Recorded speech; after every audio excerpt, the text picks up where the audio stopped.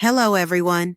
When word spread that Ace Frehley, the legendary original guitarist of Kiss, had passed away, the shockwaves rippled through the entire music world like thunder following lightning. For decades, Frehley was more than just a rock star. He was a symbol of rebellion, creativity, and the raw electric power that made Kiss a global phenomenon. Known to millions as the Spaceman, Ace wasn't merely a performer. He was an otherworldly force on stage, wielding his guitar like a cosmic weapon and shaping the sound of 1970s rock with his iconic solos, infectious swagger, and unforgettable persona.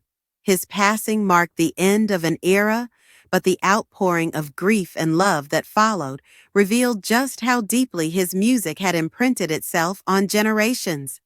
The funeral, held quietly in New York, became both a farewell and a celebration, a gathering that blended heartbreak with gratitude. Family, friends, and fellow musicians, some of whom hadn't spoken to Ace in years, came together to honor a man who had been equal parts genius and enigma. The chapel was filled with flowers shaped like lightning bolts and silver stars, symbolic nods to his alter ego. But the most unforgettable moment came when his daughter, Monique Frehley, stood before the mourners to deliver a tribute so powerful it left even hardened rock veterans in tears. She began softly, saying that to the world, Ace Frehley was a guitar god, a star who lived life at full volume. But to her, he was simply Dad, a complicated, funny, loving, and flawed man who taught her more about life than he ever realized. Monique described her father as a man who could fill an arena with sound, but could also sit quietly for hours sketching guitars or staring at the night sky, finding inspiration in the stars that mirrored his nickname.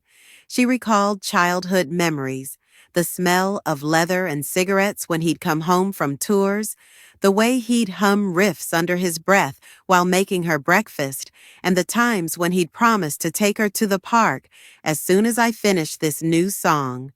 There were gaps, moments of absence when fame pulled him too far away, but she spoke without bitterness, saying she understood now that music was both his gift and his curse, a force that gave him everything and took just as much away.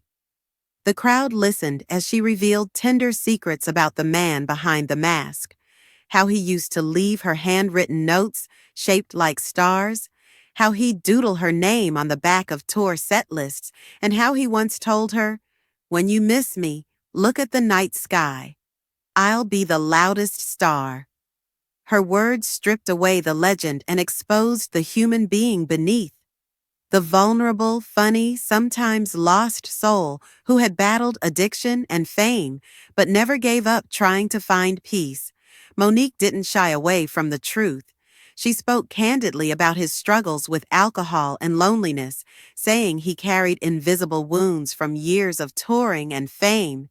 Yet she reminded everyone that Ace fought those demons not for himself, but for the people he loved. In his later years, she said, he finally began to heal, through art, through quiet reflection, through moments of stillness that replaced the noise of fame. One of his final wishes, she revealed, was simple. "I want to leave this world better than I found it. I want my guitar to outlive my pain." When she said those words, even the strongest among the crowd broke down. Then came the part that left no one dry-eyed, an unreleased recording Ace had made just months before his passing. The track, a stripped-down acoustic version of New York Groove, played through the speakers. His voice, aged but sincere, carried the weight of a man who had lived 1,000 lives. Every note felt like a goodbye, a confession, and a thank you all at once. Monique stood silently as it played, holding a silver guitar pick in her hand, one he'd given her when she was a child, before walking to his casket and placing it gently beside him. "You always told me the show must go on," she said softly, "but maybe now you can finally rest." The crowd erupted in applause through their tears, a standing ovation not of fandom, but of love.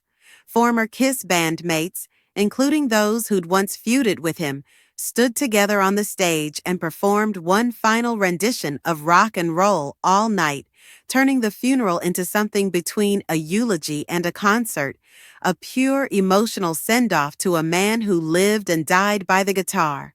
Outside, fans had gathered in hundreds, many wearing spaceman makeup, holding candles and posters, singing his songs through the night. They weren't there just for nostalgia. They were there because Ace Frehley had meant Monique, something after real the to them. ceremony, Walked out and embraced fans one by one, thanking them for keeping her father's light alive. Days later, she released a statement announcing that she would be producing a documentary titled Through the Stars, The Real Ace Frehley, a film that would explore her father's life not through fame, but through family. She said it was her way of showing the world who he truly was, not the myth painted in silver makeup, but the man who battled darkness with a guitar in his hands and fire in his heart. Ace Frehley's passing wasn't just the loss of a musician, it was the end of a chapter in rock history. Yet his influence continues to echo in every aspiring guitarist who picked up an instrument because of him, in every fan who found power in his music, and in every person who believes that even flawed souls can shine bright. In the end, as Monique said through her tears, her father didn't belong to the stars. He became one, and though his earthly voice has gone silent, his sound, that wild, unmistakable hum of freedom and electricity, will continue to reverberate through the universe, reminding us that legends never really die. They just play their final encore among the stars. Thanks for watching.